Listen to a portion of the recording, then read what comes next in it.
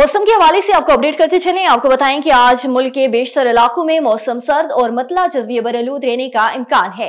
ताहम शुमाली बलोचिस्तान, बलाई खैबर पख्तूनख्वा और गिलगित बल्तिस्तान में गरज चमक के साथ चंद मकामात पर हल्की बारिश और पहाड़ों पर हल्की बर्फबारी की तवक्को है।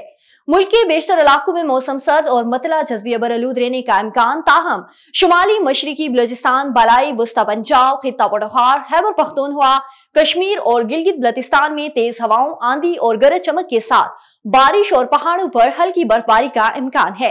रात के औकात में गिलगित बल्तिस्तान, बलाई खैबर पख्तूनख्वा और कश्मीर में बाज मकामात पर शदीद बर्फबारी, जबकि बलाई वस्ता पंजाब और शुमाली बलोचिस्तान में चंद मकामात पर यालाबारी भी हो सकती है। मुल्क के बेशतर इलाकों में मौसम सर्द और खुश्क रहा, ताहम कोयटा में 8 मिलीलीटर बारिश रिकॉर्ड हुई। बहावलपुर और कराची में चंद मकामात पर हल्की बूंदाबांदी भी हुई। आज रिकॉर्ड की गई कम से कम दर्जा हरारत में लिया -9, गोप्स -4, कलाम, रावलाकोट -3 और पारा चनार में -2 डिग्री सेंटीग्रेड रिकॉर्ड किया गया।